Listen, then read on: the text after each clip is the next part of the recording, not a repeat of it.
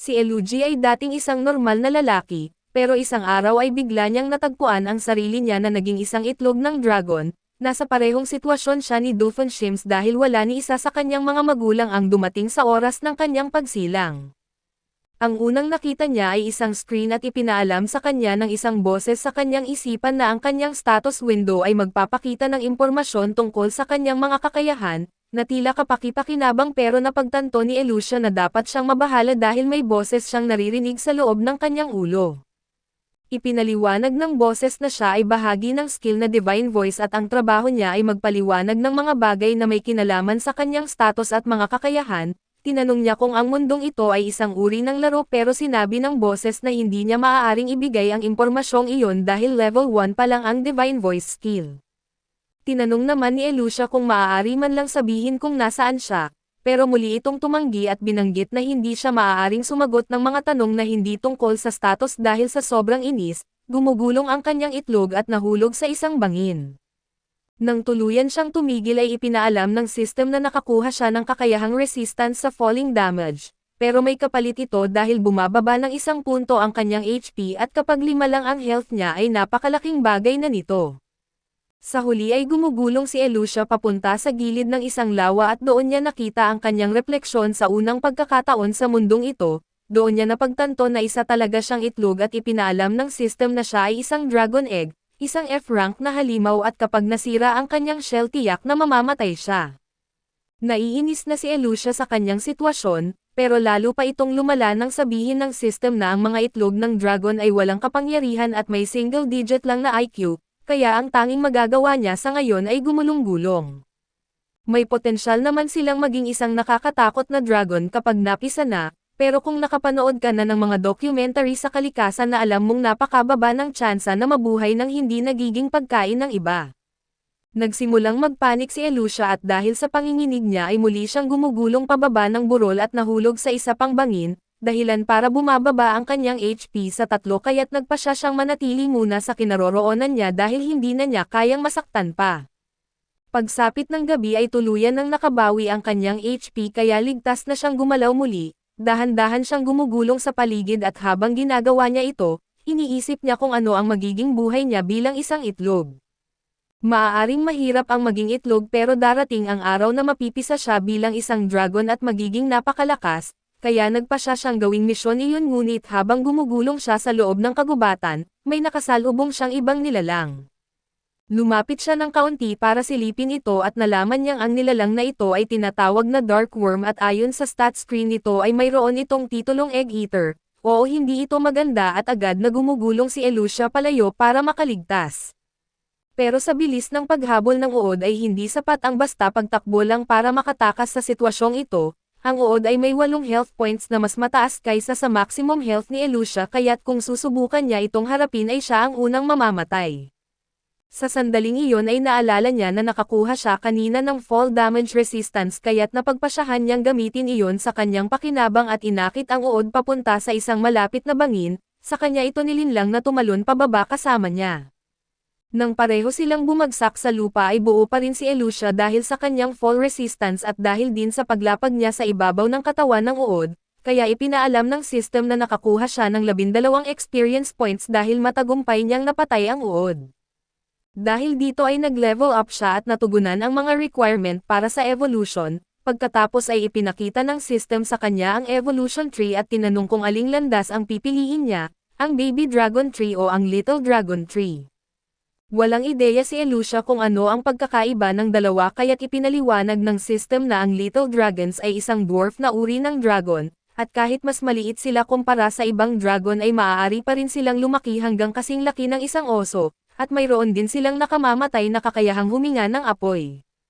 Sa kabilang banda, ang baby dragon ay wala talagang gaanong espesyal bukod sa katotohanang mayroon itong potensyal na mag-evolve sa maraming uri ng dragon, pero masarap daw ito kapag may kasamang toyo kaya't kung iyon ang piliin niya, maaaring mapunta si Elucia sa isang episode ng Delicious and Dungeon. Hindi interesado si Elucia na maging pagkain kaya't para sa kanya, ang little dragon ang mukhang pinakaligtas na pagpipilian pero bago pa man siya makapili, may narinig siyang boses na nagsasabi na kailangan niyang lumakas at maghangad ng mas mataas. Iba ang boses na ito sa boses ng system at wala siyang ideya kung saan ito nanggaling, pero malinaw na may kinalaman ito sa kanyang pagpili ng evolution at maaaring mas ligtas ang Little Dragon sa ngayon, pero mas malaki ang potensyal ng Baby Dragon sa paglakas sa hinaharap.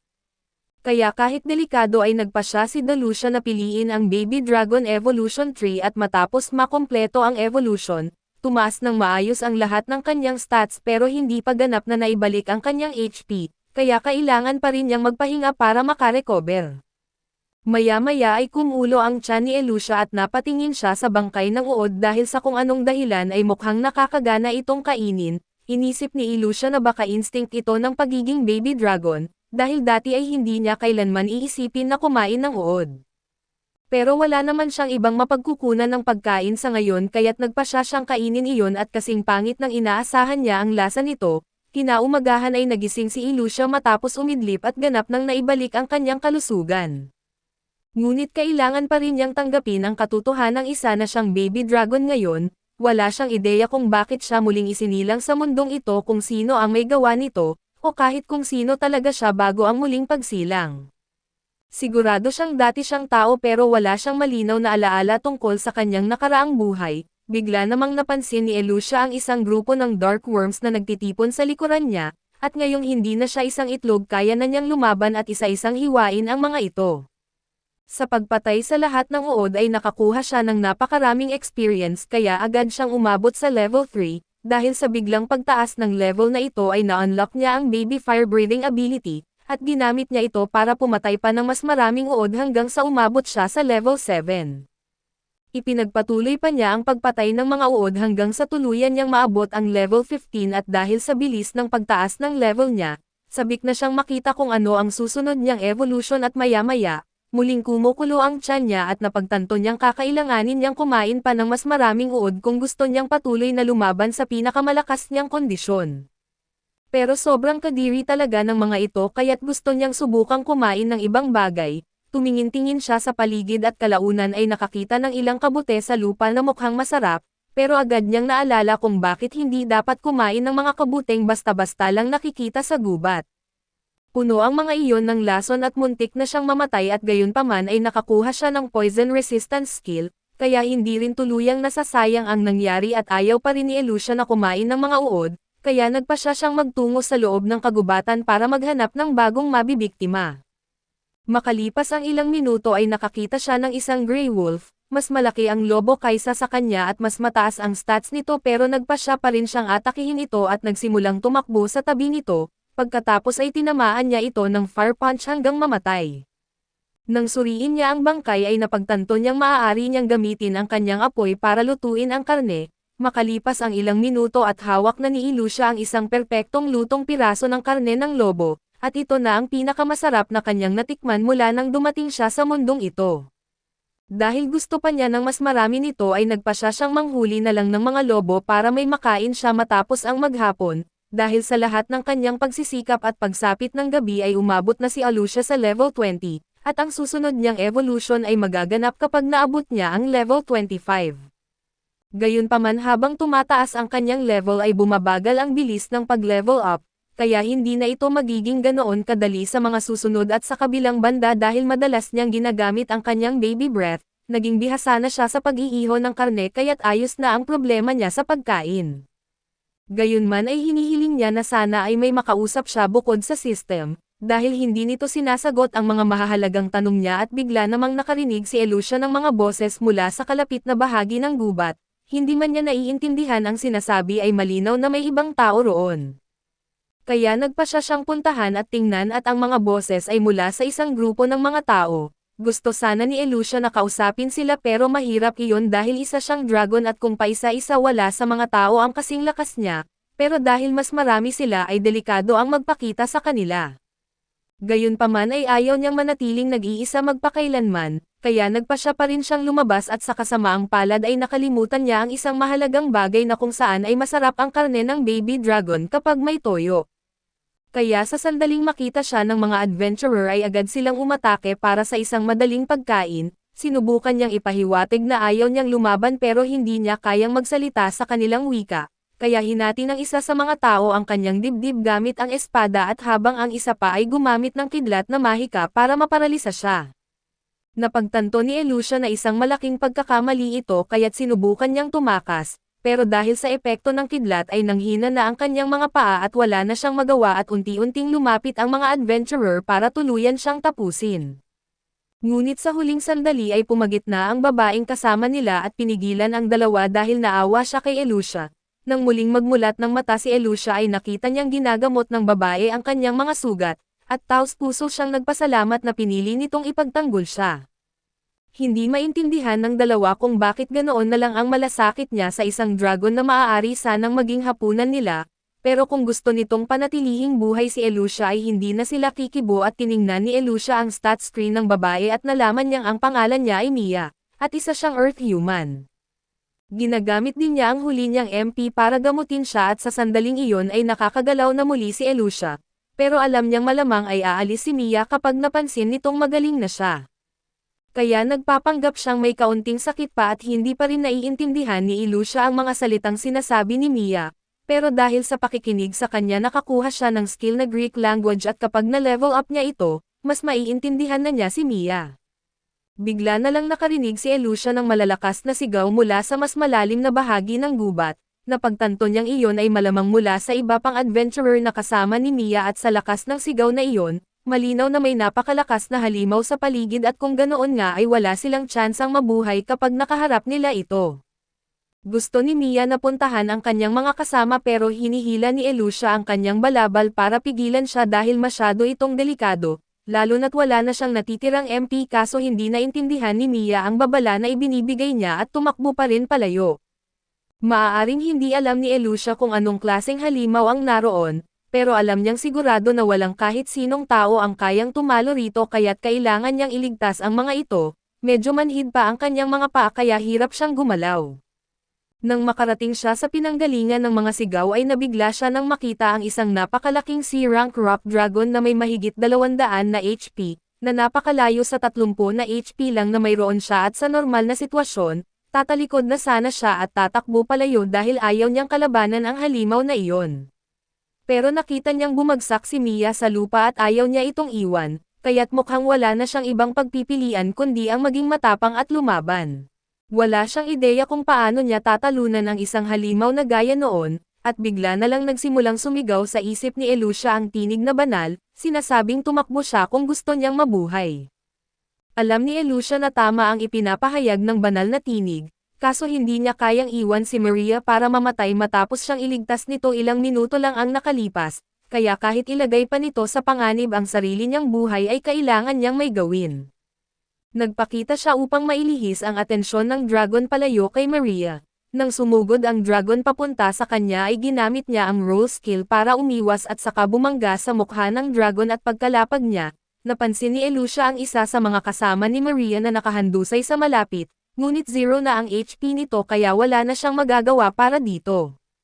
Mas sinuwerte ng kaunti ang isa pa dahil may natitira pa itong 5 HP, ngunit naiipit naman ito sa ilalim ng puno kaya't hindi na rin ito magtatagal at kailangang may gawin agad si Elusha kung gusto pa niyang mailigtas ang mga ito. Kaya naisip niyang lalong udyukan ang dragon sa pamamagitan ng pagtatalbog sa ulo nito at pagkatapos ay tumakbo palayo upang habulin siya, sa ganitong paraan ay mailalayo niya ang dragon sa mga tao at makakabalik siya para iligtas ang mga ito. Ngunit hindi pala ganoon kadali na malinlang ang dragon dahil sa halip na habulin lang siya sa gubat, ginamit nito ang isa sa mga skill nito upang sirain ang lupa sa unahan ni Elusha at pababagsakin siya.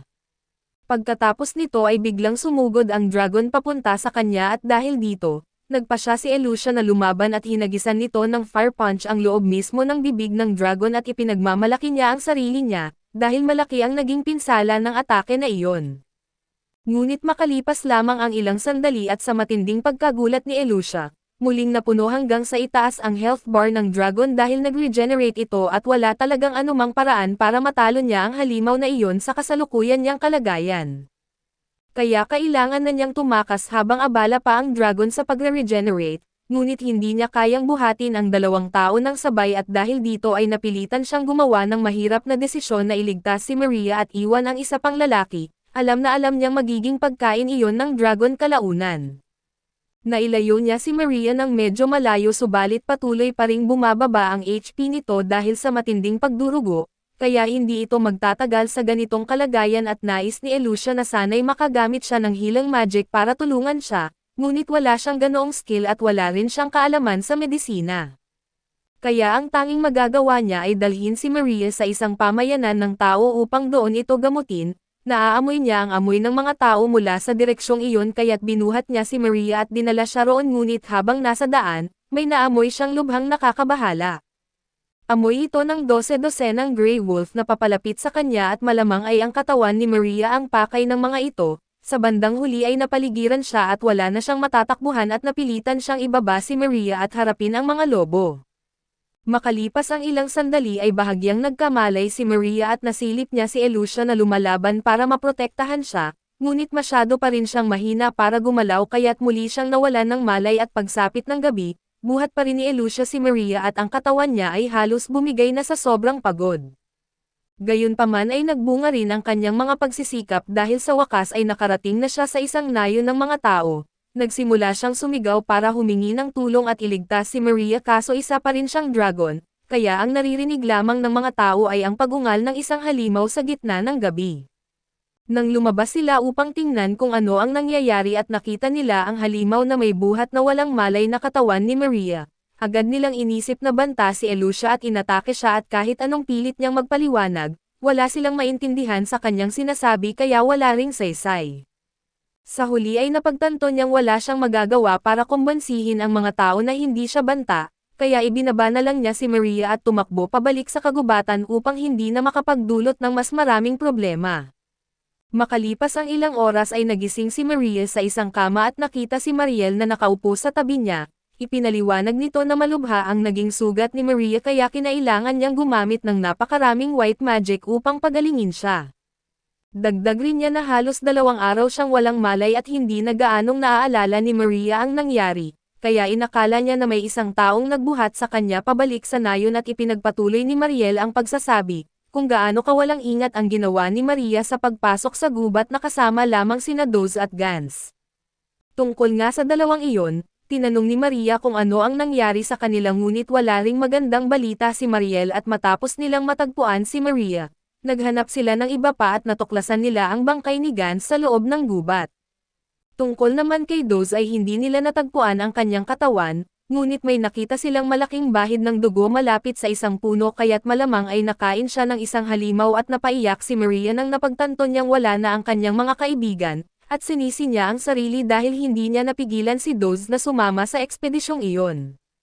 Sinubukan siyang aliwin ni Mariel sa pagsasabi na si Doz ay palaging mainitan ang ulo at hindi marunong makinig sa babala, ngunit sinabi ni Maria na mali iyon at maaaring padalos-dalos lang si Doz, pero mabuti siyang tao at palagi siyang unang humaharap sa mga halimaw na nagbabanta sa nayon. Dahil dito ay mahal na mahal siya ng mga bata at gayunpaman ay labis niyang pinahalagahan ang kanyang dangal bilang mandirigma. Isang gabi sa bar ay may isang estrangherong nagsabi sa kanya na hinding-hindi niya kayang talunin ang isang rock dragon kahit gaano pa siya magsikap. Tinamaan siya nito ng husto kaya't kinabukasan ay nagpasya siyang hanapin at talunin ang rock dragon kasama si Gans. Sinubukan ni Maria na pigilan siya at sabihing masamang ideya iyon subalit buo na ang kanyang loob, kaya't sumama na lang siya dahil gusto niyang siguraduhin na makakabalik siyang buhay, ngunit hindi iyon nauwi sa mabuting resulta. Sinabi ni Mariel na ang sariling yabang ni Doz ang naging dahilan ng kanyang pagkamatay, kaya kailangang siguraduhin ni Maria na hindi niya kailanman uulitin ang parehong pagkakamali pero bukod doon, sinabi rin niya kay Mia na magaling ang ginawa niya dahil nakabalik pa rin siya sa nayon kahit gaano kalubha ang kanyang mga sugat. Nagulat si Maria nang marinig niyang sinabi ni Mariel na nakabalik siya sa nayon ng mag-isa, dahil sigurado siyang wala siyang malay sa buong oras na iyon at hindi alam ni Mariel ang tinutukoy niya. Dahil inakala nitong naglakad pa uwi si Mia at may mga nakakita pa raw sa kanya na inaatake ng isang baby dragon. Ngunit ipinaliwanag ni Maria na nawalan siya ng malay matapos siyang mahampas ng rock dragon sa loob ng gubat, kaya imposible na nakabalik siya ng mag-isa at nagsimula siyang magtaka kung baka mali ang pagkakaalala niya sa sunod-sunod na pangyayari. Ngunit bigla niyang naalala na nakita niya si Elucia na nilalabanan ang mga lobo kaya naisip niyang baka siya ang nagligtas sa kanya. Gayunpaman ay wala siyang paraan para makasiguro dahil walang sino man ang nakakita ng malinaw sa halimaw bago ito tumakbo pabalik sa gubat. Samantala ay kagigising lang ni Elusha mula sa isang idlip at mukhang tuluyan ng gumaling ang lahat ng sugat niya. Alam na niya na nakakatulong ang pagpapahinga sa kanyang paggaling, pero para sa kanya ay nakakabaliw na halos kahit anong pinsala ay gumagaling lang sa pamamagitan ng pagtulog. Kung bilang tao sana siya muling isinilang ay malamang ay mas matagal bago siya gumaling, ngunit pagdating sa paggaling ay naisip niya kung ayos na ba ngayon si Mia at hindi siya maaaring pumunta sa nayon para tingnan ito dahil aatakehin siya agad ng mga tao kapag nakita siya, kaya wala siyang paraan para malaman kung nakaligtas ba ito o hindi. Inakala niya noon na mas malakas na siya dahil nag-level up siya ngunit sa totoo lang, halos kasing lakas pa rin siya noong isa pa lamang siyang itlog at kung mas malakas sana siya ay maaaring iba ang kinalabasan ng laban niya sa dragon, at baka nailigtas pa niya ang isa pang lalaki. Ngunit wala nang saysay ang pagkapit sa nakaraan kaya't kailangan na lang niyang mag-focus sa pagpapalakas ng sarili mula ngayon at maya-maya, natunton ni Elusha ang isang kolonya ng Dark Worm at inihanda ang mga ito bilang sarili niyang XP farm. Sinimulan niya ang ganap na paglilipol sa buong kolonya ng Dark Worm at nang matapos siya, ni isa ay walang natirang buhay at opisyal na siyang umabot sa level 25 na nangangahulugang maaari na siyang mag-evolve muli, agad siyang pumunta sa tabi ng lawa upang maging komportable at hiniling sa system na simulan ang proseso ng evolution. Pagkatapos ay hiningan siya ng pagpili sa 5 magkakaibang uri ng evolution at lahat ng ito ay iba't ibang anyo ng Small Dragon. Mayroon ding Plague Dragon subalit ayaw talaga ni Elusha ang opsyon na iyon at wala rin siyang ideya kung ano ang pinagkaiba ng bawat isa. Kaya humingi siya ng kaunting tulong sa system at sinimulan nitong ipaliwanag kung ano ang pinagkaiba ng bawat titulo. Ang mga Little Dragon ay mabilis lumakas pero mababa ang level cap nila at ibig sabihin, maliit lang ang pwedeng maging paglago ng lakas nila sa mga susunod na taon. Samantala ang mga Kid Dragon ay mas advanced na bersyon lamang ng Baby Dragon, ngunit nananatili pa rin ang mataas na potensyal sa paglago na taglay ng Baby Dragon at ang mga Mini Dragon naman ay nasa gitna, mas kaunti ang pwedeng pag-evolve pero matatag ang evolution tree nila. Batay sa paliwanag na iyon ay naisip ni Elusha na mas bagay sa kanya ang isa sa mga uri ng Kid Dragon, pero bago siya tuluyang pumili at humingi muna siya ng mas detalyadong paliwanag tungkol sa kung ano ang kayang gawin ng bawat isa. Ipinaliwanag ng system na maraming dragon ang may mabagal na individual na pag-unlad at limitado ang mga pagpipiliang evolution, ngunit maganda ang pangmatagalang potensyal at maganda sana iyon pero hindi gusto ni Elusha ang ideya ng mabagal na paglakas sa umpisa. Sumunod ay ang Mini Angel Dragon na isang uri ng tagapangalagang espiritu na nabubuhay para sa kapakanan ng iba, may kakayahan itong gumamit ng malalakas na healing magic na talagang kaakit-akit kay Elusha dahil naalala niya kung paano gumamit ng healing magic si Maria, at magiging kapaki-pakinabang iyon. Ngunit ang Mini Angel Dragon ay may napakalimitadong kakayahan sa labanan, kaya hindi ito gaanong magagamit sa isang seryosong laban at kailangan niya ng anyong kayang mabuhay sa malupit na gubat na iyon. Ang susunod na opsyon ay ang Kid Dragon at ipinaliwanag ng system na halos kapareho lamang ito ng kanyang Baby Dragon form, ngunit mas mataas ng husto ang lahat ng stats nito at ganito rin ang Kid Marble Dragon, ngunit ang pangunahing kaibahan nito ay mayroon itong mutation na nagbibigay ng polka dot na pattern at mataas na affinity sa mahika. Papabor na sana si Elusha sa Kid Marble Dragon dahil sa tingin niya ay napakaganda ng ideya na magkaroon ng malakas na mahika. Ngunit ipinagpatuloy pa ng system ang paliwanag tungkol sa Young Plague Dragon at sinabi nitong ito ang unang yugto ng isang evil dragon na nagpapalaganap ng kapahamakan. Agad na pinatigil ni Elusha ang system dahil ayaw niyang maging isang masamang dragon at sa kalagayan pa lang niya ngayon, sapat na ang pag-iingat ng mga tao sa kanya at kung magiging isang nilalang pa siya na may pagpapalaganap ng sakuna sa paglalarawan, siguradong hinding-hindi na siya magkakaroon ng kaibigan. Ngunit biglang binanggit ng system na ang Plague Dragon ay may kakayahang magbago ng anyo at maging tao. Nang marinig niya iyon ay agad siyang napaisip muli at kung kaya niyang magkaroon ng anyong tao ay sa wakas ay makakausap na niya ang ibang tao at makakagawa ng mga kaibigan, kahit mga hulugan pa iyon na kailangan niyang maging isang evil dragon at maaaring sulit pa rin ito para sa kanya. Patuloy na iniisip ng bida kung pipiliin niyang maging batang dragon ng salot, dahil pakiramdam niya ay hindi ito magandang ideya subalit dahil sa nag-aalala siya kay Maria, gusto niyang piliin ang anyo ng tao kahit ano pa ang mangyari dahil kung matutunan niya ito, makapamumuhay siya ng malinis at tapat. Kung sakaling magkaproblema ay maaari naman siyang bumalik at sa huli, pinili pa rin niyang maging batang dragon ng salot at lumaki ang buong katawan niya at nagbago ang kulay nito sa itim at pula, kahit mukhang kahanga-hanga nang makita niya ang sariling refleksyon ay nagduda siya sa desisyon niya, dahil mas mukhang masama na siya ngayon. Biglang inabisuhan siya ng sistema na ang kakayahang tingnan ang estadistika ay tumaas mula level 2 hanggang level 3, medyo gumagaan ang pakiramdam niya at narinig din niyang ang kakayahang banal na boses ay tumaas mula level 1 hanggang level 2. Bukod dito ay nakakuha siya ng mga kakayahang lumipad at alikabok ng kaliskis ng dragon, ang atake niyang kagat ay naging makamandag na pangil, ngunit hindi lahat ay mabuti at nakakuha rin siya ng uri ng kadiliman at ito ang sakit na hininga, at paralisadong makamandag na kuko. Para bang kulang pa iyon at nabigyan pa siya ng titulong kalamidad at ang titulong malheker ay tumaas mula level 1 hanggang level 2, para sa bida ay parehong mabuti at masama ang lahat ng ito kaso saka lang niya naalala na wala pa ring nabanggit ang sistema tungkol sa anyong tao. Lumalabas na kailangan muna niyang mag-level up para makuha ito at humingi siya ng paliwanag, pero nagsara ang sistema dahilan para madismaya siya dahil hindi niya nakuha ang tanging gusto niya. Sa ngayon ay pinag-aralan niya ang lahat ng detalye at wala pa siyang sapat na antas para malaman ang lahat tungkol sa banal na boses, pero ipinaliwanag sa kanya ang mga atake at ang alikabok ng kaliskis ng dragon na kapag ipinapagpag niya ang kanyang mga pakpak ay nakakalat ng miasma na nagpapahina sa kalaban at sa pinakamataas na antas, kaya nitong lipulin ang buong mga bansa sa paglipad lang.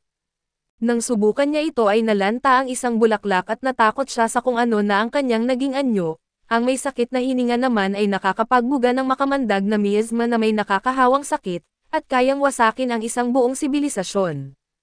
Para maging magaan ang loob niya ay tinanong niya ang sistema tungkol sa kanyang mga titulo, ipinaliwanag ng sistema na ang bayani ay ibinibigay sa may mga asal na bayani, pinapataas ang pinsala ng ilang armas at nakakaapekto sa direksyon ng ebolusyon. Iniisip ng dragon na kung mapapataas niya ang antas ng titulong ito, baka maiwasan niya ang landas ng masamang dragon at ang isa pang titulo ay malheker na para sa malupit na kontrabida, na nag-iiwan ng bundok ng mga bangkay. Bahagya nitong pinapalakas ang mga atake na may uri ng kadiliman, pinapahirap ang pagkatuto nito ng puting mahika at pinapababa ang bilis ng regeneration at nakakaapekto rin sa ebolusyon. Dahil dito ay lalo siyang nagsisi sa kanyang desisyon at nakiusap na ibalik siya sa pagiging sanggol. Samantala si Mariel at Maria ay nag-uusap at tinanong ni Maria kung suriin pa ba nila ang lahat ng mga batong protection. Ang mga batong ito ay lumilikha ng harang sa paligid ng nayon upang hindi makapasok ang mga halimaw. Ipinaliwanag ni Mariel na mas parang agimat ang mga ito na walang malay na pumipigil sa mga halimaw na lumampas sa hangganan, kahit hindi epektibo laban sa mga matitigas ang ulo na halimaw tulad ng ating bida. Subalit kung masira ang isang agimat ay malalagay sila sa panganib kaya't ipagpapatuloy nila ang pagsusuri. Makalipas ang ilang sandali ay natapos nilang lagyan ng mahika ang mga agimat at muling hiniling ni Maria na magkwento pa si Mariel tungkol sa mga halimaw, at ang hindi maipaliwanag na pagkahumaling na ito ay nakapukaw ng interes ni Mariel. Ipinaliwanag ni Miriam na mula sa insidenteng iyon na hindi na mawala sa isip niya ang pakiramdam na nailigtas siya ng isang munting dragon na nakilala niya sa kagubatan. Nang marinig ito ay tinukso siya ni Mariel kung baka umiibig siya sa isang halimaw. Itinanggi ito ni Maria kaso hindi rin niya alam ang tamang dahilan at sa huli, iniisip ni Mariel na wala namang masama kung ikwento iyon at tinanong niya kung alam ba nito na ang mga halimaw ay maaaring mag-evolve sa iba't ibang anyo, at sa bawat ebolusyon ay mas lalong lumalakas. Ito ang dahilan kung bakit nangangaso sila ng ibang nilalang para tumaas ang level. Nagtanong si Maria kung may ganito rin bang sistema ang mga tao at kinumpirma ito ni Mariel ngunit ipinaliwanag na ang kaibahan ay may iba't ibang maximum level ang mga halimaw, at kapag naabot nila ang sukdulan sila ay nag-e-evolve bilang mas mataas na ranggong halimaw. Namangha si Miriam at sinabi kung gaano kahirap para sa mga tao noon na matuklasan ang tunay na kalikasan ng mga halimaw. Medyo nainis si Mariel at pinaalalahanan siya na ipinaliwanag na niya ang kwentong ito kamakailan lang na mga 11 taon na ang nakalipas. Sagot ni Maria na 5 taong gulang pa lang siya noon at naaalala pa niya kung kailangan pa niyang tumitingala para kausapin si Mariel, nainis ang elf sa huling biro at umikot siya na halatang nagtatampo sa kamuling naging seryoso. Ipinaliwanag ulit ni Mariel na paminsan-minsan ay may mga espesyal na tao na nakakarinig ng banal na boses, isang tinig na nagbibigay ng kaalaman tungkol sa mga halimaw at mga antas at iba pa. Ang mga bayani at mga banal ang karaniwang nakakakuha ng ganitong impormasyon, kaya hindi ito natuklasan sa pamamagitan ng trial and error at muli niyang nilinaw na ang mga halimaw ay lumalaban para mabuhay, kumukuha ng karanasan at nagsisikap na mag-evolve. Sa madaling salita, ang bawat halimaw ay hinihimok ng likas na pagnanais na maghanap ng kapangyarihan at maging mas mabangis, dahil dito kahit ang dragon na iyon ay talagang nagligtas sa kanya sa susunod na pagkikita nila, ito ay mas malakas na at mas evolved na at itutok na sa kanya ang mga pangil at kuko nito. Hindi ito matanggap ni Maria at napasigaw siya na tumigil na at nang napagtanto ang kanyang nagawa, humingi siya ng paumanhin at naiintindihan siya ni Mariel ngunit hiniling na huwag siyang umasa sa mga halimaw, dahil sila ay sagisag ng likas na pakikipaglaban kaya hindi sila maaaring makasundo ng mga tao. Pagkasabi nito ay umalis si Mariel at naiintindihan ni Maria ang ibig sabihin nito at iniisip na balang araw ay muli niyang makakaharap ang dragon na iyon, samantala ay bumalik tayo sa ating bida at buong sigasig siyang nagdesisyong mag-level up at bumalik sa tamang landas, ito ang maging bayani at muling makapiling si Maria. Kaya nagsimula siyang maghanap ng mahihinang halimaw, bigla niyang naramdaman na nahihirapan gumalaw ang kanyang katawan at napansin niyang may mga hiblang nakapulupot sa kanya. Napadpad pala siya sa teritoryo ng isang gagamba at malinaw na hindi niya gusto ang ganitong uri ng halimaw, ngunit hindi siya binigyan ng pagkakataong mag-isip dumuran ng sapot ang gagamba, ginamit ng bida ang kanyang hininga upang pigilan ito at pagkatapos ay sinindihan ang sarili para tunawin ang mga hibla. Hindi niya ito napaghahandaan kaya't gumugulong siya sa lupa sa takot at mabuti na lang, inabisuhan siya ng sistema na nakakuha na siya ng resistance sa apoy kaya't medyo gumagaan ang kanyang loob. Ngayon na mas kampante ay bumalik siya sa laban at napansin niyang naipit ang gagamba at nasugatan, sinamantala ito ng bida at sumugod gamit ang kanyang mga kuko, tinamaan ang kalaban ng paralisadong lason at sinundan pa ng sunod-sunod na atake. Pagkatapos nito ay sinuri niya ang kanyang mga estadistika at napagtanto na kalahati lang ng buhay ng gagamba ang nabawas, dahil alam niyang hindi niya ito kayang talunin at pinili niyang tumakas. Gumugulong siya palayo ngunit hinabol siya ng gagamba at nang makita niyang malapit na siyang maaabutan, sinubukan niyang lumipad at gayunman ay hindi kinaya ng kanyang maliliit na pakpak ang bigat ng kanyang katawan.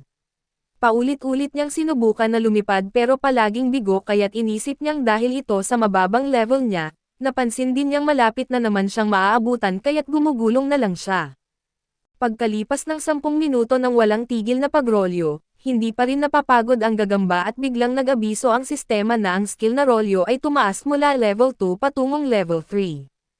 Bukod sa pagtakas ay nakakuha rin siya ng titulong Chicken Runner, na medyo nakakahiya para sa bida na kahit nalalaban naman siya kung may tsansa siyang manalo at sa puntong iyon, nakakita siya ng isang bangin. Alam niyang maaari siyang mamatay kaya't nagpasya siyang lumiko pa kanan bago ang gilid, naiisip din niyang makatakas sana sa paglipad papunta sa kabila, pero hindi pa maaasahan ang kakayahan niyang lumipad kaya wala siyang ibang pagpipilian kundi ang tumalon. Nang akala niya ay babagsak na siya ay biglang gumana ang kanyang skill sa paglipad, at naiwan niya ang gagamba at paglapag niya ay sobrang pagod ang pakiramdam niya, ngunit nang tumingin siya pabalik para sana tumawa ay wala na ang gagamba. Inisip niyang sumuko na ito at nangakong tatalunan niya ito kapag mas mataas na ang level niya, ngunit bigla niyang nakita ang isang tulay na gawa sa sapot at tumalon ang gagamba sa harapan niya, muling sinimulan ang habulan. Muling nag-abiso ang sistema na umakyat ang rolyo mula level 3 patungong level 4, ngunit wala itong naitulong sa sitwasyon at habang tumatakbo ay nasagasaan niya ang isang leon, nakakuha siya ng 12 puntos ng karanasan at dahil sa kanyang titulong naglalakad na itlog, umakyat ang level niya mula 1 hanggang 3. Patuloy siyang nakakabangga ng iba't ibang nilalang kaya't tumaas ang level niya mula 3 hanggang 8, nang makita niyang tumaas na ang kanyang mga estadistika at naging mas kumpiyansa siyang kayang talunin ang gagamba, kaya huminto siya at sinuri ang mga kakayahan nito. Isa sa mga nakita niya ay dobleng lason na hindi niya alam kung ano ang epekto, nagpasya siyang gumamit ng pinakamalakas na hininga kaso gumamit din ng lason ang gagamba, umiwas ang bida at kahit may resistance siya sa lason ay sumakit pa rin ang kanyang lalamunan. Napansin niyang hindi gumagalaw ang gagamba kaya't inisip niyang hinihintay lang nitong umepekto ang lason, pero alam niyang hindi ito uobra dahil sa kanyang resistance kaya nagkunwari siyang tinamaan para mapalapit ang gagamba. Nang tumalon ang gagamba ay agad niyang pinakawalan ang kanyang hininga at sa isang malakas na atake mula sa itaas ay natalo niya ito, dahilan upang tumalon ang level niya mula 8 hanggang 14. Natuwa ang dragon dahil sa kanyang tagumpay, ngunit mas mahalaga para sa kanya ang makuha ang kakayahang mag-transform bilang tao at ipinaalam ng sistema na ang baby breath ay tumaas mula level 2 patungong 3, at nakakuha rin siya ng kakayahang buntot ng dragon dahil sa huling atake. Magaganda ang lahat ng ito ngunit wala pa rin ang inaasam niyang human transformation, nadismaya ang bida at naniwalang parang niloko siya, pero posible raw na may kailangan pa siyang matutunan para makuha iyon. Pagsapit ng gabi ay bumalik siya sa leon na kanyang nasagasaan at sa daan, nakakita siya ng isang kuweba at nagtanong kung may tao ngunit nang walang sumagot ay pumasok siya, doon ay kinain niya ang karne pero hindi siya lubusang nasiyahan. Kaya pinatakan niya ito ng ilang patak ng mga prutas na nahanap niya, na nawala ang lasa ng dugo at naging medyo maanghang at matapos kumain, naisip niyang maaaring gawing base ang kuwebang iyon. Habang iniisip ang mga detalye ay nag-abiso ang sistema na nakakuha siya ng titulong Panginoong Chef, na nakapagpaasiwa sa kanya na para bang may nanunood sa bawat galaw ng kanyang buhay at kalaunan ay nakahiga siya para magpahinga. Iniisip kung maaari siyang maging sikat sa mga taga-nayon at turuan sila ng lutong bahay, kaso dahil alam niya ang itsura niya ngayon ay agad niyang isinantabi ang ideya at iniisip pa nga na baka hindi na siya makilala ni Maria sa kasalukuyan niyang anyo. Galit na galit siya at isinisi sa sistema ang lahat dahil binanggit nito ang human transformation pero hindi naman ibinigay, sumigaw siya sa langit at hinihingi na ibigay na sa kanya iyon dahil ayaw niyang mag-isa habang buhay. Samantala sa nayon ng mga tao ay may nakausap si Maria na isang matandang lalaki na nagsabing may nakita raw siyang isang nilalang sa may lawa sa labas ng nayon, naintriga si Maria kaya hiniling niyang ikwento pa ito na kahit lasing ang matanda. Detalyado niyang ikinwento na nangingisda siya noon nang bigla niyang makita ang isang nilalang sa pagitan ng mga puno, payat at mukhang bangkay ito na parang zombie at naglalakad papasok sa kagubatan habang may binubulong. Hindi siya pinaniwalaan ng iba at iniisip na imagination lang iyon dahil sa kalasingan, ngunit iginiit ng matanda na totoo ang nakita niya at hindi raw siya uminom kahit isang patak ng alak noong araw na iyon at naging mausisa si Maria. Napansin ito ng isang lalaking blonde at ipinapaalala sa kanya na hindi niya kasalanan ang pagkamatay ng dalawang adventurer, pinapakalma siya ni Miriam at umalis na lamang at pagbalik niya kay Mariel, ikinwento niya ang narinig at sinabing papasok siya sa kagubatan. Mariing tinutulan ito ng elf at binanggit kung buhay pa talaga ang nilalang, dapat ay bumalik na ito sa nayon at sinabi ni Maria na hindi siya sigurado at iminungkahi niyang bumuo ng mga grupo kasama ang mga taga-nayon para hanapin ito. Tinanggihan ito ni Mariel at malinaw na sinabing ayaw niyang isusugal ang buhay ng kahit sino. Kumalma si Maria kaya sinubukan siyang aliwin ni Mariel sa pagsasabing tatawagan niya ang guild para imbestigahan ang kaso. Tinanggap ito ni Maria at humingi ng paumanhin sa pagmamadali na kahit hindi pa rin lubos na kumbinsido si Mariel, samantala ay bumalik tayo sa ating bida na patuloy na nagpapalakas para tumaas ang level. Sa sandaling iyon ay nakasalubong niya ang isang halimaw na parang tipak ng tubig, sinubukan niyang tingnan ang mga estadistika nito ngunit nabaluktot ang kanyang paningin at sumakit ang ulo niya. Nag-abiso ang sistema na ang skill na tingnan ang estadistika ay hindi pa kayang magbigay ng eksaktong impormasyon sa level 3, ngunit tumaas na ito sa level 4 kaya't nakita niya ang estadistika ng halimaw sa loob lamang ng ilang segundo, na lalo pang nag-iwan sa kanya ng kalituhan. Sa sandaling iyon ay gumalaw ang likido papunta sa kanya, ang dragon ay nag-aalala pa rin na nagkukubli sa likod ng isang puno subalit naalala niya ang mga estadistikang nakita niya, at hindi naman ganoon kahanga-hanga ang mga numero. Gayunpaman ay mas pinili pa rin niyang iwasan ito at dumaan sa ibang direksyon at habang naglalakad, may nakita siyang tila isang uri ng palayok at naisip niyang maaaring magamit ito at sinubukan niya itong hawakan, ngunit bigla itong tumalon sa kanyang mukha. Hindi pala ito palayok kundi isang halimaw na banga na may ranggong D at nang makita niyang isa lamang itong pagong, sinuntok ito ng dragon gamit ang suntok ng dragon subalit halos 1 puntos lang ang nabawas sa buhay nito. Sinubukan pa nitong atakihin gamit ang buntot pero gumaling ito nang gamitin ang pahinga, dahil hindi ito lumalabas sa kanyang baluti at naisip ng dragon ang isang mas magandang ideya at itinapon ito mula sa bangin. Dahil dito ay nakakuha siya ng 36 na puntos ng karanasan at dahil sa kanyang titulong naglalakad na itlog ay binigyan siya ng karagdagang puntos, kaya mula antas 14 na ay umakyat siya sa antas 15 pero kasabay nito ay nakuha rin niya ang titulong hari ng kababaan. Sa sandaling iyon ay may lumitaw pang ibang mga halimaw na banga na naaakit ng sigaw ng naunang pagong, pinagsama-sama nila ang kanilang mga sarili at bumuo ng isang tore subalit hinawakan ng dragon ang pinakahuli at ibinagsak ito sa iba, kaya nakuha niya ang kakayahang meteorite. Nakakuha rin siya ng 574 na puntos ng karanasan at kasama ang karagdagang puntos, kaya mula antas 15 ay bigla siyang umabot sa antas 30 at ang kakayahan niyang lumipad ay umakyat sa antas 2, at ang kakayahang makita ang estadistika ay umabot sa antas 5. Dahil dito ay napagtanto niya na mas kapaki-pakinabang ang paglilipol ng mga grupo ng kalaban, bago siya umalis ay kumuha muna siya ng isang pagong mula sa palayok upang itabi bilang pagkain. Sa sandaling iyon ay napansin niya na kahit tumaas ang kanyang antas, hindi pa rin niya nakuha ang kakayahang magbago sa anyong tao at 2 na lamang ang natitirang antas bago siya makapag-evolve. Bigla niyang narinig ang mabibigat na yabag mula sa kagubatan. Lumapit siya at nadiskubreng isa itong oso pero may kakaiba rito, kaya minabuti niyang tingnan ang mga estadistika nito at nalaman niyang ito ay isang halimaw na tinatawag na Kleber na isang halimaw na may mataas na rango, isang nilalang na gawa sa lupa. Ito ay malakas at may mataas na kakayahang magpagaling at naunawaan ng bida na pareho sila ng rango. Dahil dito ay naisip niya kung mayroon ba siyang kakayahan upang labanan ito at bukod doon, naisip din niya ang material na pinagmulan nito. Dahil ito ay gawa sa putik o luwad na maaari niya itong mahulma at patigasin upang gumawa ng mga bagay tulad ng mga sisidlan at banga para sa kanyang lungga, sa isiping ito ay nakita natin siyang naghahanda ng maingat. Umakyat siya sa sanga ng isang puno at nang makakita ng tamang pagkakataon ay bigla siyang sumugod. Ngunit nakapag-react ang oso at ipinagtanggol ang sarili sa pamamagitan ng paghubog ng katawan nito, nagreklamo ang bida at sinabing ang bagay na iyon ay tiyak na hindi isang normal na oso.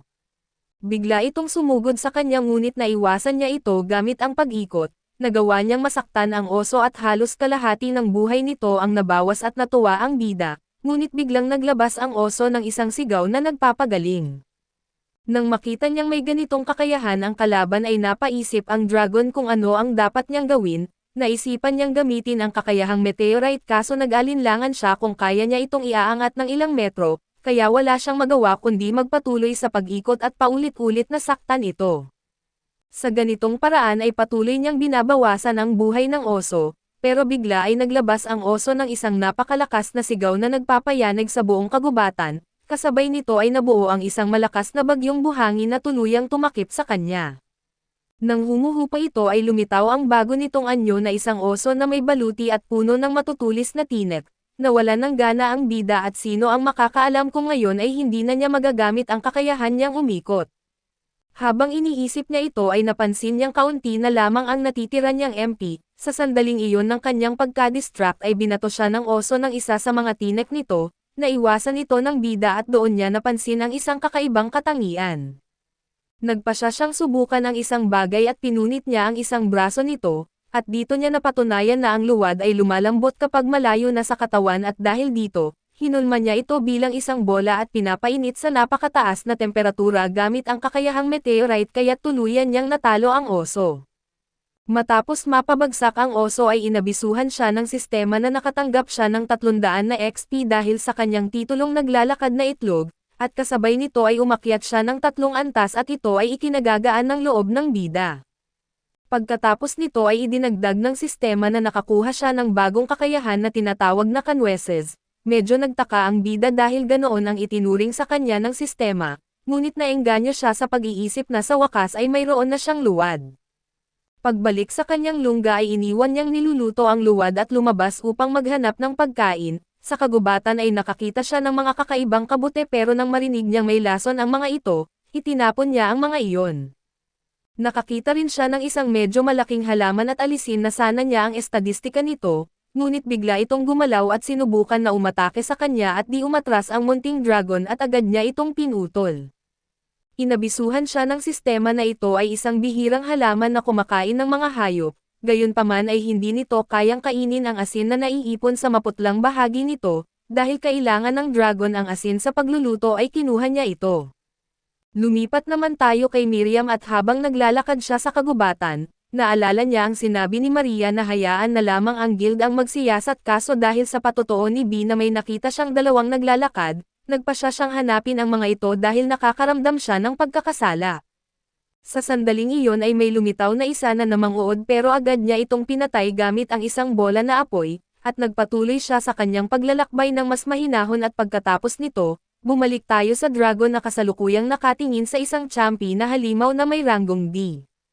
Kapag lumaki ang mga ito ay nagagawa nilang gumalaw at nagiging isang agresibong halimaw, at ang lasa nito ay parang karne at dahil dito ay naisip ng bida na magiging masarap ito sa sabaw at sa sandaling iyon, may nakita siyang mas kakaibang mga kabute. Ang mga ito ay Morotrogia na may napakataas na halaga na kayang magdala ng isang bansa sa kasaganahan o kapahamakan, mayroon itong mga epekto na nagdudulot ng imagination at matinding euphoria at 500 taon na ang nakalipas. Ginamit ito bilang pampasigla na nagbunga ng maraming adik. Ngunit hindi ito pinansin ng bida at sa halip ay sinunog niya ang mga ito at kapalit nito, kumuha siya ng ilang pip eres na may halagang ranggong B at ang mga ito ay napakahalaga at ang presyo ay sinusukat sa ginto, kaya kumuha siya ng marami. Samantala ay nakarating si Miriam sa pinakamapanganib na bahagi ng kagubatan, ngunit dahil sa takot ay nagpasya siyang bumalik at dumaan muna sa nayon at bumalik naman tayo sa bahay ng dragon. Nakakuha siya ng isang kabute na kumikislap at sa wakas ay nakita natin siyang gumawa ng kanyang sopas, na kanyang inilarawan bilang napakasarap at matapos lagyan ng asin at ihain ng maayos ang pagkain, handa na siyang kumain. Ramdam niya kung paano nagsanib ang lasa ng karne at ng sabaw at pagkatapos niyang kumain, nakaramdam siya na para bang bumalik siya sa dati niyang buhay at sa sandaling iyon, inabisuhan siya ng sistema na ang kanyang titulong chef ay umakyat mula antas 1 hanggang antas 2. Binanggit ng dragon na napakahirap kumain gamit ang mangkok na iyon dahil marami siyang natapon, kaya't gagamitin niya ang luwad upang gumawa ng mas malaking mangkok at may kasamang kutsara. Kasabay nito ay gagawa rin siya ng mga ladrilyo para sa isang pader at dahil dito ay nakuha niya ang titulong alfarero o ceramista. Kinaumagahan ay may nakita tayong isang karwahe at ipinaalam ng kotsero sa ilang dalaga na malapit na sila sa kagubatan. Pagbaba nila ay nakita natin ang isang babaeng tao na may kasamang isang kalahating tao, na ipinadala ng isang guild sa kagubatan ng Noah. Bumalik naman tayo sa lungga at sa bagong pagkaing nakuha niya ay sinimulan niyang hiwain ang karne at balatan ang mga lobo. Pagkatapos nito ay tinimplahan niya ang mga ito at iniwan upang patuyuan at matapos gawin iyon, lumabas siya at naglakad na parang mayabang na sinasabing sanay na siya sa mundong ito at pagbalik sa lungga, nakita niyang kinakain ng mga unggoy ang kanyang karne. Kahit na napapalayas niya ang mga ito ay naisip niya ang isang paraan upang tuluyan ng hindi maagawan ng pagkain ng mga maruruming halimaw na iyon, kaya nakita natin siyang mangolekta ng mga lason na kabute at gumawa ng halo kasama ang karne habang kinokolekta ang mga ito. Binanggit niya na halos kaya na niyang matukoy kung ang mga ligaw na halaman ay may lason o wala. Sa sandaling iyon ay napansin niya ang banayad na simoy ng hangin at tinangay nito ang mga talulot ng bulaklak, kaya lumapit siya sa isang napakagandang lugar at namangha sa kagandahan nito. Biglang may lumitaw na isang maliit na nilalang sa kanyang harapan, sandaling na-hypnosis ang bida dahil sa pagiging kakaiba nito at nang tingnan niya ang mga estadistika, nalaman niyang ito ay isang uri na tinatawag na lasong prinsesa na Serta, na ang mga kakayahan ay puro lason lamang. Namangha ang munting dragon ngunit biglang tumakas ang maliit na halimaw at maya-maya, may isang tulos na bumagsak malapit sa dragon na agad nakakuha ng kanyang atensyon at sinamantala ito ng nilalang, mabilis na kumilos ang bida at pinapalipad ito palayo. Bumagsak ang nilalang sa puno at naglaho habang tumatawa at inakala ng dragon na sumuko na ito, ngunit bigla niyang naramdaman na nagsimulang kumilos ang lason sa kanyang katawan. Nanghina ang kanyang mga pandama at unti-unting lumabo ang kanyang paningin hanggang sa siya ay bumagsak sa lupa, habang iniisip kung bahagi ba iyon ng plano ng nilalang. Unti-unting bumangon ang dragon at humingi ng paliwanag sa boses tungkol dito, ngunit kailangan pa ng mas mataas na antas at muli niyang naramdaman ang sakit at naalala niyang wala siyang nahanap na mga halamang kayang mag-neutralize ng lason. Pero may naalala siya at iyon ay kung susuriin niya ang butiki na iyon na baka may matuklasan siya. Ipinaliwanag ng sistema na ang tinatawag na prinsesang lason ay tinamaan ang kanyang biktima, nilalason ito at umiikot-ikot hanggang sa tuluyang bumagsak ang kalaban. Sa dragon ay pamilyar ang pangalang ito at may titulong hari ng kababaan, idinagdag ng sistema na umiinom ito ng napakalakas na toxin para gawing mas malakas ang lason at ang mga likido nito ay kayang mag-neutralize ng epekto at kung mahuli ito, ipinagpapalit nito ang sariling buhay kapalit ng lunas. Dahil dito ay naisip ng dragon na hulihin ito habang kaya pa niyang gumalaw, kaya't nagsimula siyang tumakbo at bilang siya ang biktima ay sigurado siyang susunod sa kanya ang butiki at doon niya nga ito nakita, ngunit nang gumugulong siya para maaabutan ito ay gumugulong din ang butiki. Gayunpaman may lamang ang dragon dahil patungo siya sa bangin ng gagamba at doon niya ito mahuhuli. Binanggit ng sistema na ang kanyang paggulong ay tumaas mula level 4 hanggang 5 at mas bumilis ang dragon, ngunit napigilan siya ng isang tulos na gawa sa putik. Namangha ang dragon dahil nagagawa niya ito habang gumugulong, ngunit kailangan pa rin niyang magpatuloy at muli siyang tinirahan ng mga tulos ng butiki ngunit naiwasan ng dragon ang mga iyon. Sinabi niya na napakahusay ng kanyang paggulong at maaari pa niya itong malalampasan, pero hindi ngayong araw at tumalon siya ng malakas at nasunggaban ang maliit na nilalang, ngunit ngayon ay malapit na siyang mahulog sa bangin at tumalon din siya dahil mawawala ang lunas. Gayunman ay muli niyang naramdaman ang sakit at nahilo na siya dahil sa lason, ngunit nagawa pa rin niyang hulihin ito habang sinasabi na ililigtas niya ito anuman ang mangyari. Para makapagpuwersa ay ginamit niya ang baby breath at nagawang mabalutan ng lupa ang paligid. Ngunit nang matamaan ang bahaging may lason ay sobrang sakit nito kaya nawalan siya ng lakas at samantalang ang butiki ay ayos na ayos pa rin, samantala sa ibang eksena ay bumalik si Miriam sa bahay nang hindi pa rin natatagpuan ang dalawa. Bigla niyang narinig si Maria na tinatawag siya at agad siyang lumapit at pinagalitan siya ng elf dahil sa paglalakad sa lugar na iyon. Humingi ng paumanhin si Miriam at tinanong kung hinahanap ba siya. Sumagot ang elf na oo, dahil matagal na raw siyang hindi nakikita sa bahay at nag-alala siya at hiniling niyang malaman kung ano ang ginagawa niya, at binanggit ni Miriam na lumabas lang siya para maglakad at maibsan ang sipon. Pinaniwalaan ito ni Maria at pinapangako kay Miriam na huwag nang pumunta sa gubat. Ipinangako ito ni Miriam kaya tuluyan siyang pinaniwalaan ni Maria at dagdag pa niya na may natanggap siyang balita mula sa guild na paparating na ang mga adventurer sa nayon, kaya sinabi niyang huwag mag-alala. Pagkatapos nito ay hiniling niyang tulungan siya sa pamimili, dahil hindi siya nabisto at nakaramdam ng kaunting ginhawa si Miriam at napabuntong hininga at sa paglipat ng eksena, nagising ang ating bida na litong-lito at naaalala na inatake siya ng makamandag na butiki. Tungkol sa naturang butiki ay nasa harap na niya ito at nang mapansin niya ito, nagulat ang ating bida at agad siyang bumangon upang maghanda sa anumang posibleng pag-atake, gayunpaman ay napansin niya na hindi na mabigat ang kanyang mga braso.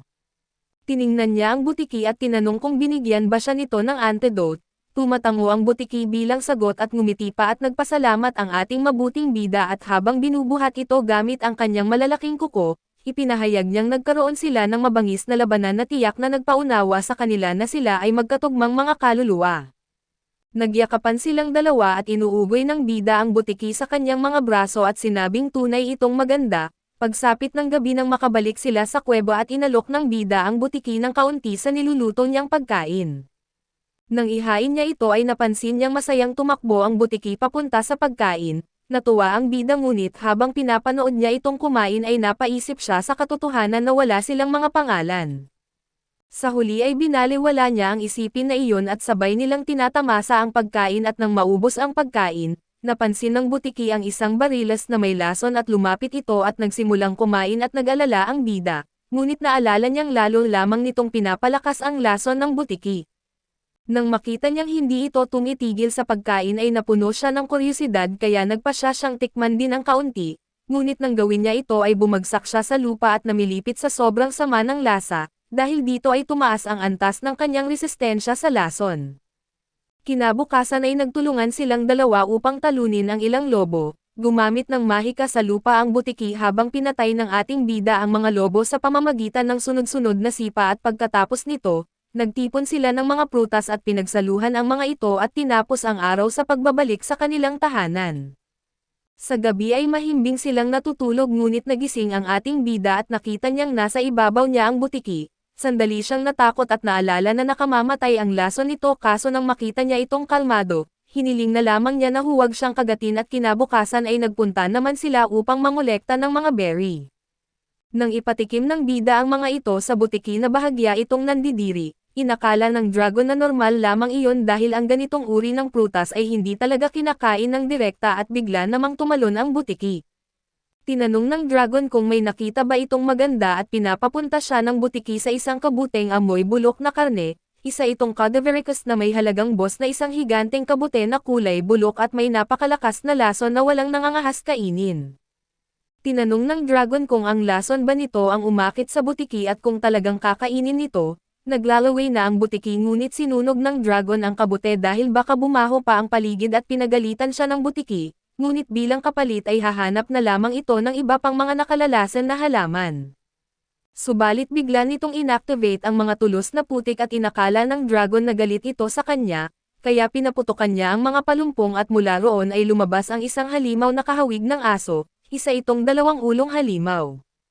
Ang ating bida ay napansin na napakataas ng mga stats nito at may mga nakakatakot na kakayahan tulad ng gravity. Hindi siya sigurado kung kaya niya itong talunin kaso dahil alam niyang matyaga ang halimaw at hahabulin sila kapag tumakas, napatingin siya sa kanyang kaibigan. Nang makita nilang pareho ang kanilang iniisip ay nagpasya silang lumaban, aatakehin niya ito upang makuha ang atensyon nito at habang sasamantalahin naman ng kanyang kasama ang pagkakataon para lasunin ito, at pagkatapos ay oras na lamang ang hihintayin. Ngunit pinigilan ng isa pang ulo ng aso ang kanyang suntok at umatras ang dragon at sa sandaling iyon ay gumamit ng mahika ang aso, lumikha ito ng isang bilog sa ilalim ng bida at bumagsak siya at naramdaman na biglang bumibigat ang kanyang katawan, halos hindi na makagalaw kaya't napagtanto niyang ito ay epekto ng gravity. Sumugod ang aso at akala niya ay talo na siya, ngunit biglang inihagis ng kanyang kaibigan ang isang tulos sa asong gumagamit ng mahika kaya't nawala ang epekto ng gravity. Lumipad ang dragon at mula sa itaas ay ginamit niya ang kanyang hininga ng apoy ngunit nang mawala ang apoy, nakita niyang gumagaling na sila. Nainis ang dragon dahil tila lahat ay kayang magpagaling ng sarili at sinuri niya ang tungkulin ng bawat ulo, ng galit na ulo para sa pisikal na atake at ang umiiyak na ulo para sa mahika at sa sandaling iyon, muntik nang gamitin ng umiiyak na ulo ang gravedad. Tumakbo ang dragon upang pigilan ito ngunit kinagat siya ng galit na ulo. Gayunpaman ay ginamit niya ang kanyang kamao ng dragon at hinahataw ang bibig ng umiiyak na ulo at dahil dito, nakalapit ang butiki at nagawang lasunin ito. Kumalat ang lason sa katawan nito subalit tumawa ang umiiyak na ulo, napagtanto ng dragon na gumagamit ito ng paggaling ngunit hindi nito kayang alisin ang epekto ng lason, unti-unting bumababa ang mga puntos ng buhay nito at inakala nilang panalo na sila. Kaso may hindi inaasahang nangyari at pinugutan ng galit na ulo ang umiiyak na ulo, nabigla ang kanilang grupo sa nangyari at pinatay nito ang sariling kasama upang mapigilan ang lason at dahil dito, sinabi ng dragon na hinding-hindi siya magiging dragon na may dalawang ulo. Gayunpaman dahil dito ay hindi na sila makakagamit ng mahika kaso nang tingnan niya ang mga estadistika, natuklasan niya ang kasanayang sakripisyo at biglang tumayo ang ulo ng umiiyak na aso upang isama sila sa kamatayan nito. At unang tinarget ang butiki. Naiwasan ito ng butiki at tumakbo ngunit hinabol pa rin siya ng ulo. Gustong tumulong ng dragon pero hinaharangan siya ng galit na ulo at wala ng ibang pagpipilian ay nagsimulang lumaban ang bida. Sinuntok niya ito at umiwas at nagawang ihagis ito mula sa itaas. Kinuha niya ang ulo at ibinagsak ito sa lupa gamit ang pagdurog dahilan upang mabaon ito sa lupa. Ipinaalam ng sistema na ang pagdurog ay tumaas mula level 1 hanggang level 2. Kaso kailangan na niyang puntahan ang kanyang kaibigan. Habang papunta siya ay naalala niya ang lahat ng kanilang pinagdaanan at naisip na ito ang una niyang naging kaibigan, nanalangin siya na ayaw na niya ng anyong tao at ang nais lang niya ay maging ligtas ito. Pagdating niya sa lugar ay nakita niya ang paligid na puno ng dugo at inisip ang pinakamasama, nagmakaawa siyang magpakita ito at sa sandaling iyon, lumabas ang butiki mula sa mga palumpong na lubhang sugatan. Nanlumo ang dragon nang makita siya sa ganoong kalagayan at sa mismong sandaling iyon, muling lumitaw ang masamang nilalang at sinubukan na atakihin ang butiki, ngunit agad na namagitan ang ating bida at pinaghahati-hati ito ng walang awa. Pagkatapos nito ay binuhat niya ang butiki at sinabi niyang laking ginhawa na makita itong buhay pa, habang niyayakap niya ito ay ipinaalam ng sistema na nakatanggap siya ng mga puntos ng karanasan. Galit na galit ay sinigawan ng dragon ang sistema na tumahimik. Ngunit bigla niyang narinig na nakatanggap siya ng kakayahang human transformation at nalito ang ating bida at hindi niya napigil ang tanungin kung seryoso ba iyon. Sa paglipat ng eksena ay natapos na ni Miriam ang paglilinis sa bahay ni Marie bilang paghahanda sa mga bisita. Medyo nausisa siya at naisip kung ano kaya ang itsura ng mga ito at sinabi ng elf na malalaman niya rin iyon sa lalong madaling panahon. Napansin ni Miriam ang isang aklat at ipinaliwanag ng elf na tungkol ito sa mga halimaw at inakala niyang magugustuhan iyon ni Miriam. Dahil dito ay humingi si Miriam ng pahintulot na basahin ito at nang buksan niya ang aklat ay nakita niya ang iba't ibang uri ng halimaw na may mga paglalarawan, ngunit nakasulat sa isang sinaunang wika at ipinaliwanag ng elf na ang mga halimaw na rango F ang pinakamahina na kahit siya ay kaya ring talunin. Kasunod nito ang mga rango D na mas malalakas at tanging mga sinanay na adventurer lamang ang kayang lumaban sa kanila, pagkatapos nito ay ang mga halimaw na mas mataas sa rango B, na tanging mga bayani at mga santo lamang ang nakakatalo. Habang pinag-uusapan nila ito ay dumating sa nayon ang dalawang adventurer at nagpatuloy ang usapan. Tinanong ni Miriam kung anong rango ang dragon na bato at sumagot ang elf na ayon sa aklat, ito ay rango C. Gayunpaman ay narinig niyang maaari itong lalong lumakas sa pamamagitan ng ebolusyon, at kaya nitong madaling patayin ang kahit sinong karaniwang tao at idinagdag niya na iyon ang dahilan kung bakit palagi niyang sinasabi sa kanila at sa buong nayon na huwag kailanman pumasok sa gubat. Nakayuko na sinabi ni Miriam na naiintindihan niya ito at matapos iyon, ilang sandali silang nanahimik at sinabi ni Marie na tila dumating na sila, bumukas ang pinto at nakita ang dalawang adventurer na dumating kanina. Ngayon sa kagubatan, tinanong ng semi-tao na adventurer si Meltia kung bakit siya tumanggap ng isang C-rank na trabaho na kahit sumama siya rito, dahil ang mga misyon na ganitong rango ay medyo mahirap at dapat sana ay naghintay muna sila ng mas marami pang miyembro. Sumagot si Meldia na mas madali kung siya lang ang pupunta at sinabihan siya ng semi-tao na huwag maging masyadong kumpiyansa, o iniisip ba niya na mas mabilis siya dahil isa siyang aso, o mas gusto ba niyang mauna siyang mamatay. Ipinaliwanag ni Mel na hindi naman talaga nila kailangang pumatay ng halimaw, kundi maghanap lamang ng isang tao kaya't hindi niya ito itinuturing na mapanganib at dito sila nakarating sa bahay ng Elfa. Nagpakilala si Mariel at hiniling kay Miriam na umalis muna sandali. Inamin niya na ayaw niyang malaman nito ang tungkol sa misyon at ikinwento niya ang nangyari kay Das, kahit siguradong patay na ito at gusto lang niyang maghanap sila upang tumigil na si Miriel sa paghahanap sa kagubatan. Sa madaling salita ay kailangan nilang maghanap ng isang bagay na magpapatunay sa pagkamatay nilang dalawa, kaso magiging problema kung hindi nila makita ang bangkay dahil maaaring humahaba ang mga araw ng paghahanap. Samantala, nilagyan ng dragon ng ilang halamang gamot ang kanyang kaibigan upang mas mabilis itong gumaling at nang makita niyang natutulog ito, bumalik siya sa kagubatan at sa ngayon ay susuriin niya ang kanyang mga estadistika at pagkatapos ay magle-level up siya, at nakita niyang mayroon na talaga siyang kakayahang magbago sa anyong tao. Bago niya ito gamitin ay lalayo muna siya sa kuweba upang hindi sila maguguluhan, at nagsisinungaling siya sa sarili na ayaw niyang pumunta sa bayan para makita si Miriam at huminto siya at iniisip kung paano niya nakuha ang kakayahang iyon nang akala niya ay hindi na niya ito gusto, pero ngayon ay iniisip niya kung ano ang gagawin kapag nagbago siya. Sa isang banda ay ayaw niyang iwan ang butiki na kasama niya, subalit gusto rin niyang mamuhay sa bayan at iniisip niyang maaari siyang magpapalit ng lugar bawat 3 araw. Gayunpaman ang pagkakaroon ng kapangyarihang makuha ang tiwala ng mga tao ay kahanga-hanga na. Lalong nasasabik siya at umaasang magiging isang napakagwapong lalaki o isang napakaseksing babae, maaari niyang isipin iyon buong araw ngunit nagpasya siyang gamitin na ito ngayon. Nagsimulang magbago ang kanyang katawan at bigla itong nahubog hanggang makita niya ang sarili sa refleksyon at napansin niyang napakapangit niya, mas pangit pa kaysa sa batang dragon ng salot at humingi siya ng paliwanag. Gayunpaman ayaw itong ibigay ng banal na tinig dahil kulang pa rin siya sa level at nagreklamo ang dragon at hiniling na ibalik ang kanyang excitement. Nang suriin niya ang kanyang mga estadistika ay napansin niyang mabilis na nauubos ang kanyang MP at dahil sa pagkadismaya, bumalik siya sa kanyang normal na anyo. Samantala ang grupo ng mga adventurer ay patuloy na pinapatay ang mga halimaw sa kagubatan. Pagsapit ng gabi ay ipinagpatuloy nila ang kanilang paghahanap kay Dusk ngunit wala silang nakitang anumang bakas niya. Bigla silang nakakita ng isang kuweba at doon ay napansin nila ang dalawang seramika na kumakatawan sa isang dragon at isang tao. Naisip nila kung ito ba ay isang uri ng santuwaryo na ginawa ng mga sumasamba sa dragon, ngunit agad nila itong inalis sa isip at sa sandaling iyon ay may isa sa kanila na nakaramdam ng pamilyar na amoy, pumasok sila sa kuweba at natuklasang may nakasabit na karne.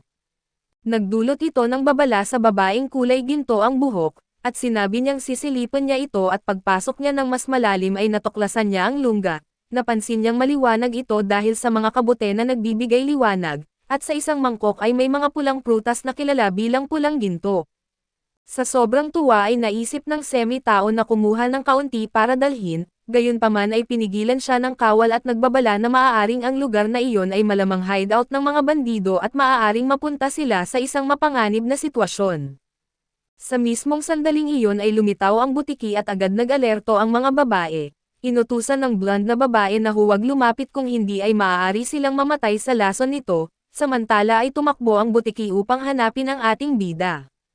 Makikita natin ang nasabing bida na nag-iisip kung ano ang gagawin, dahil nakita niya silang pumasok ngunit kung magpapakita siya ngayon ay maaari niya silang matakot at magdulot ng labanan, kaya't naisip niya ang magandang ideya na gamitin ang kanyang kakayahang magbago sa anyong tao at umaasang iisipin nilang isa lamang siyang kakaibang aso.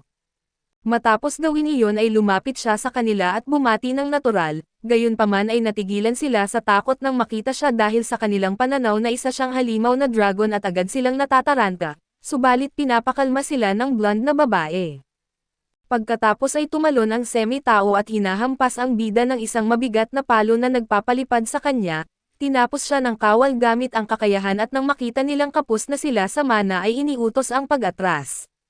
Sa ganitong paraan ay tumakbo sila palabas ng lugar at iniwan ang ating bida na malungkot at tanggap na mag-isa na lamang. Matapos silang makalayo ng sapat mula sa kuweba ay inisip nilang ligtas na sila at ipinahayag ng kawal ang kanyang pagkalito sa nakita niyang dragon ng salot sa lugar na iyon. May nagtanong kung ano ang gagawin nila, kung babalik ba sa bayan at maghihintay at sumagot ang blonde na babae na oo at iminungkahi na kakailanganin nila ng mas maraming tao upang masiyasat ng mabuti ang sitwasyon. Sa ganitong kaso ay tinanong ni Yuno kung tatawagan ba nila ang dati nilang grupo. Sumagot ang blonde na babae na oo kaya't inirekomenda niyang umalis sila agad sa kagubatan. Kinabukasan ay nagising ang ating bida mula sa isang maayos na pahinga at lumabas siya ng kuweba at kumuha ng kaunting karne, ngunit nadismaya siya dahil kahit nakuha na niya ang anyong tao ay binugbog siya ng mga babae habang kumakain siya ng kanyang maliit na piraso. May naisip siyang plano at pumunta siya sa kanyang kaibigan upang humingi ng isang bagay. Ikinwento niya ang tungkol sa mga unggoy na nagnanakaw ng kanyang pagkain, kaya nais niyang lasunin ang kagubatan upang lumayo ang mga ito at gusto niya ng malakas ngunit walang amoy na lason. Pumayag ang butiki at iniluwa ang kanyang lason sa isang garapon at gamit ito, isinasabit niya ang karne na may lason ngunit walang lumitaw na unggoy hanggang sa dumating ang isang grupo at ang isa sa kanila ay nag-agaw buhay dahil sa kinain na karne. Dito nakialam ang dragon at isa-isang sinuntok ang bawat isa, gayunpaman ay bumuo ng form ang mga ito subalit mayroon ding sariling koponan ang dragon at mula sa itaas ay naghagis sila ng mga patpat na parang sibat. Sa sandaling iyon ay may isang unggoy na sumisipol at tumawag ng isang higanteng unggoy na humarap sa ating dragon. Ang mga estadistika nito ay kapareho ng sa kanya at maliban sa isang kakayahan na nagpapalakas sa kanyang koponan. Nais tapusin agad ng bida ang laban gamit ang kanyang hiningang apoy, kaso gumawa ng pader na lupa ang mga unggoy at isa-isa silang sumugod upang umatake, napansin ng dragon na mas bumilis sila. Pinrotektahan siya ng kanyang kaibigan kaso may isang humawak sa kanya mula sa likod at tumakbo papalapit ang alpha. Hinarang ito ng butiki ngunit nahuli siya at inihagis palayo at nakawala ang dragon at nasalo siya, pero hindi na niya kaya kaya't humingi siya ng impormasyon tungkol sa mga unggoy sa banal na tinig. Ang higanteng orangutan ay isang halimaw na may mas mataas na ranggo, isa itong ebolusyon ng maliliit na unggoy na lumaban at tinalo ang dating alpha upang maging pinuno at para sa kanila, ang pag-evolve sa pamamagitan ng mga labanan ay isang sagradong bagay. Marunong din sila ng suportang mahika upang tulungan ang kanilang angkan at hindi gaanong nakatulong ang impormasyong ito sa dragon, gayunpaman ay naalala niyang mayroon siyang kakayahang telepathic na komunikasyon kaya't maaaring makipag-usap siya. Kumuha siya ng isang unggoy mula sa hanay upang makinig ito at tumigil ang orangutan, kinausap niya ito sa pamamagitan ng telepatiya at sinabing alam niya ang kanilang mga kakayahan at binanggit ng dragon na mamamatay ang unggoy dahil sa lason, ngunit maaaring bigyan ito ng antidote ng kanyang kaibigan. Kapalit nito ay kailangan silang payagan na umalis at para sa orangutan, hindi ito isang opsyon dahil napakalaki nilang banta upang balewalain kaya't kailangan silang lipulin kahit may sakripisyo. Sumagot ang dragon na kung pareho silang lalaban ng buong lakas ay walang makakaligtas.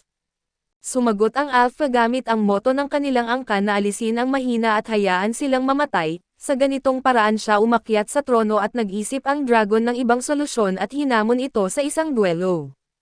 Nagulat ang unggoy at ipinaliwanag na sa kanilang mundo, ang mga duelo ay nagaganap lamang kapag may alitan sa pagitan ng mga angkan o kapag napapalitan ang isang alpha at wala pang nangyaring ganito ngunit maaaring gumana.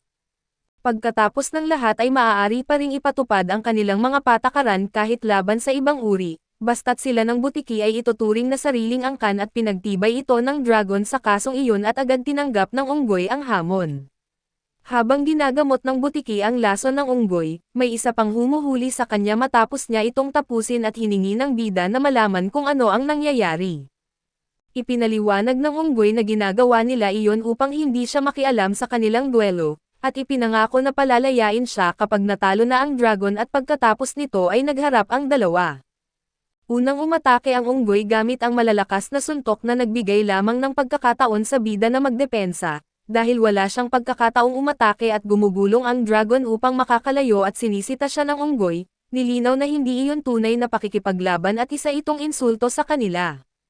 Alam niyang hindi niya maaaring ipagpatuloy iyon kung hindi ay maaaring mapahamak ang butiki. Kaya nagpasya siyang gumanti at tumalon siya ng mataas at bumagsak sa ibabaw ng unggoy, hinahampas ito gamit ang kanyang buntot. Sunod-sunod siyang nagbitaw ng mga suntok na nagpapagulat sa unggoy at nang lumayo siya upang suriin ang pinsala, natuklasan niyang isang katlo na lamang ang natitirang buhay nito at dahil dito ay muli siyang sumugod. Gayunpaman sa sandaling iyon ay pumasok ang unggoy sa ibang estado at tuluyang naitaboy ang bida. Hinilaan ang lahat ng kanyang MP sa bilis at pagkatapos nito ay umatake ito at bahagyang naiwasan ng dragon ang mga suntok at sinubukan na sunugin ito. Subalit walang naging epekto ang apoy at pinabagsak siya ng kalaban sa isang suntok at dahil sa kanyang bilis, inatake siya nito mula sa iba't ibang direksyon at napagtanto ng dragon na masyadong mabilis ang kalaban, kaya nakaisip siya ng paraan. Naglabas siya ng isang malakas na ugong at hinamon ang unggoy na lumaban ng harapan. Kung hindi ay isa itong duwag at nainsulto ang kalaban at tinanggap ang hamon, pareho silang sumugod at nagpalitan ng mga suntok.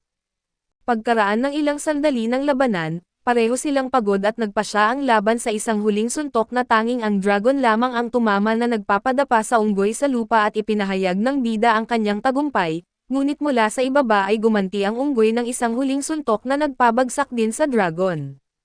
Unti-unting nawalan ng malay ang ating bida at doon ay lumapit ang butiki, ngunit ang narinig na lamang niya ay ang informal na abiso ng sistema tungkol sa kanyang mga nagawa at bago tuluyang mawalan ng malay.